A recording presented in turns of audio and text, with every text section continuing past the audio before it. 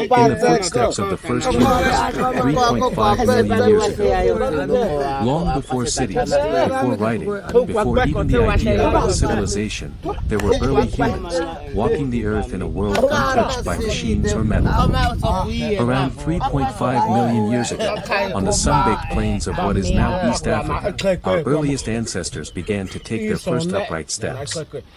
These beings, still close to the great apes from which they evolved, represent the very beginning of the human journey, and their story is written in bone, stone, and earth. Who were they? The hominin species most closely associated with this time period is Australopithecus afarensis.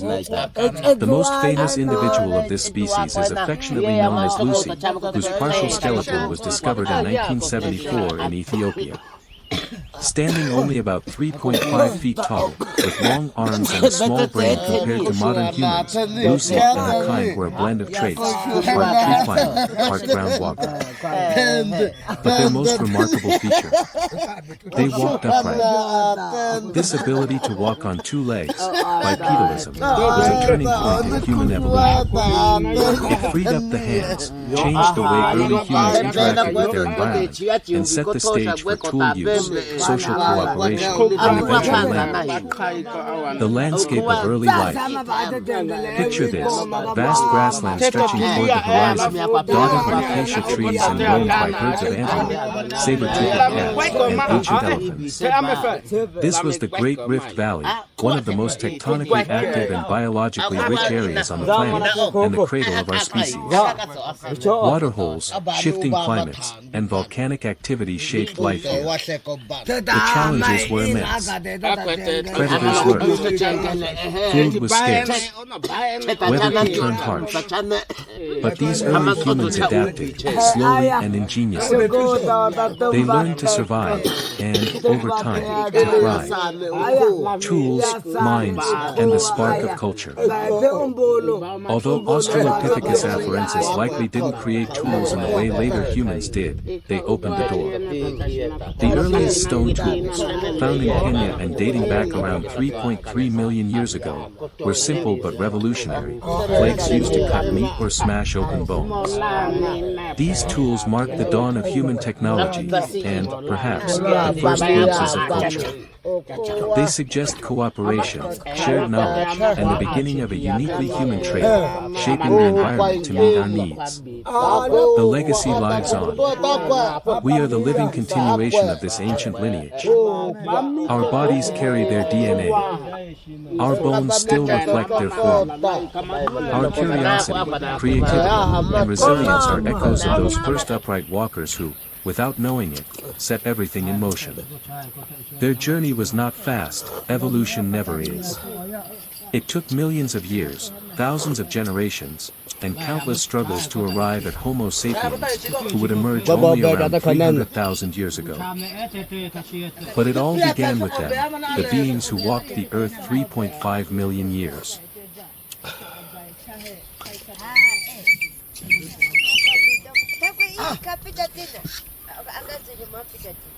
A day in the wild, hunting with the Hadza bush tribe. At first light, when the African horizon is still painted in soft hues of gold and blue, the Hadza Bushmen are already awake. The air is crisp, the sounds of insects and birds echo across the savanna, and the land feels both ancient and alive. This is the beginning of a journey, a day spent with one of the last hunter-gatherer tribes on Earth. Morning, preparation and purpose. The morning begins with simple rituals. No alarms, no routines built on technology, just instinct and rhythm. The Hadza men prepare their handmade bows, carved from native wood and strung with animal sinew. Each arrow, some tipped with poison for large game, is carefully inspected and stored in a leather quiver. These tools are extensions of their bodies, honed by experience and necessity. You feel the energy in the group. There's excitement, but also focus. The Hadza don't hunt for sport, they hunt to eat, to share, and to survive. Before setting off, they might gather near the fire for a quick taste of honeycomb or roasted roots, fueling their bodies for the journey ahead. Midday, the hunt begins. The hunt is not rushed. It is patient, precise, and deeply intuitive. Moving silently through the bush, the Hadza men use no maps or compasses, just an intimate understanding of the land passed down over countless generations. They read broken twigs, animal droppings, and even subtle shifts in wind to track their prey. Sometimes it's a guinea fowl. Other times, a baboon or even a dik-dik.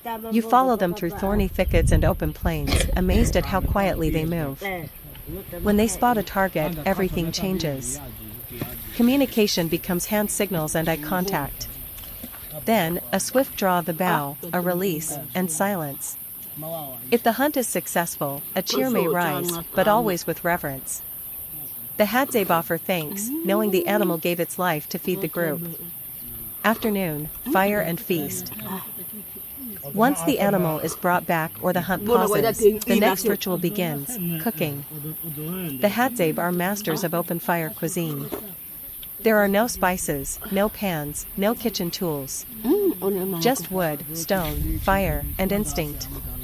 Meat is often skewered on branches, roasted slowly, and shared with everyone present. You watch and taste as they eat with joy and gratitude.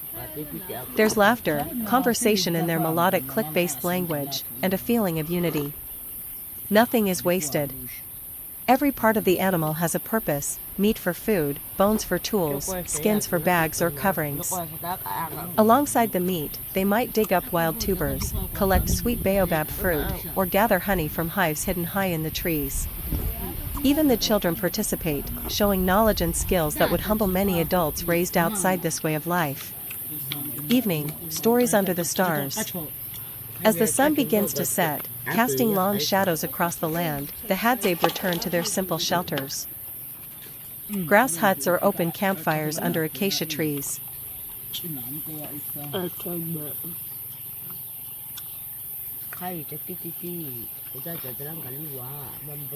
Bye-bye.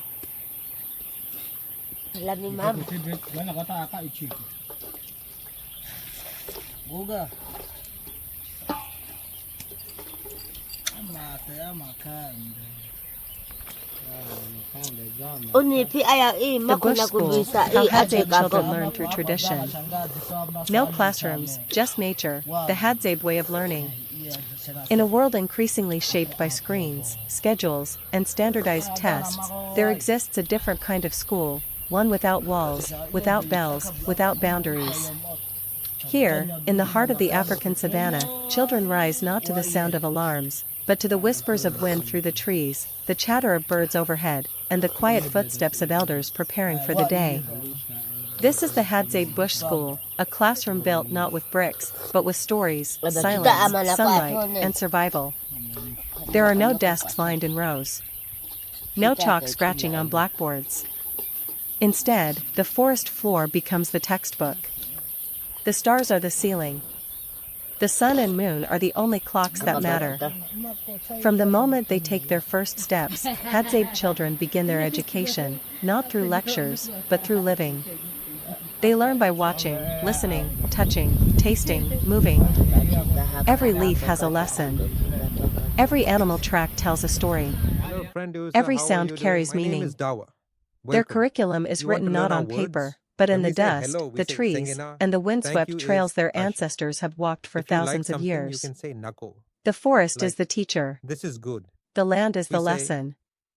Life itself is the school. That means, my friend, Boys walk alongside their fathers and Baligo. uncles, If you learning are the hungry, secrets of you the say, hunt, how to "Kani move Baligo." without sound, It means how to I read need the language of the earth, how to carve arrows and shape bows with only the materials nature provides. Patience is their practice. Awareness is their textbook. Girls follow the rhythm of their mothers and grandmothers, learning to gather edible plants, prepare meals over open flame, and care for the young and the old with grace, strength, and wisdom. They learn the ancient songs sung during harvest, the knowledge of medicine hidden in roots and herbs, and the quiet resilience that comes from generations of women keeping families alive in the wild. But above all, they learn together. There is no separation by age, no division by subject. The young young watch the old. The old protect the young. Learning is constant, everywhere, all the time. It is shared, not taught. It is inherited, not imposed. There are no tests. No grades. Success is not a certificate. It is the ability to track an animal across dry terrain, to recognize the call of a bird in danger, to gather enough food to feed a family, to survive a night in the wilderness with nothing but fire and instinct. This is not education. This is culture in motion. It is survival, yes, but it is also spirit. Story. Soul. Every moment spent in the bush is a moment spent in conversation with the land, a land that has shaped the Hadza people for countless generations. And while the rest of the world rushes forward, chasing speed and progress, the Hadza remain grounded in the slow, sacred pace of the earth. They are not resisting change. They are preserving.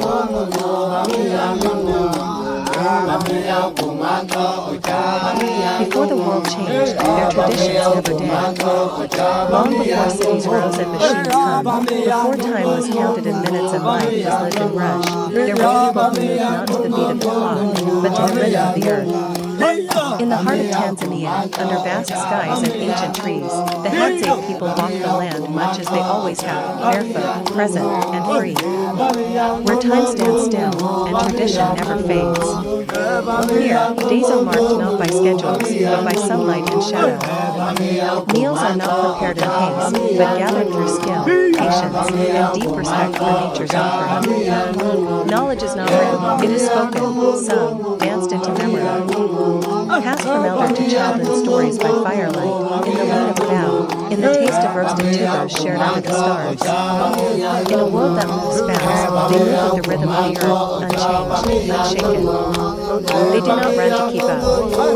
They walk with purpose. They do not seek more, they live with enough. While the rest of the world builds higher and runs faster, they remain rooted. Their lives are a quiet resistance to noise, to rush, to forgetting. Before progress, before pressure, there was this. A way of life that tradition never let go. To be Hadza is not to resist the future, it is to remember what it means to belong. To belong not to things, but to the land. To the hunt. To each other. Every gesture is steeped in meaning. Every step echoes ancestors. In their eyes is something rare, a presence undistracted, a gaze undimmed. Long before the noise, before the rush, the Hadza cooked with fire, with hands, with heart, and nothing has changed. Their fire is still lit, not just the one that warms their food, but the one that warms their spirit. It is a fire of memory, of community. It is the heartbeat of a people who do not just survive, they thrive in their stillness, in their movement, in their dance with the earth. Here, stories are not written, they are lived. Each day is a page. Each laugh a verse.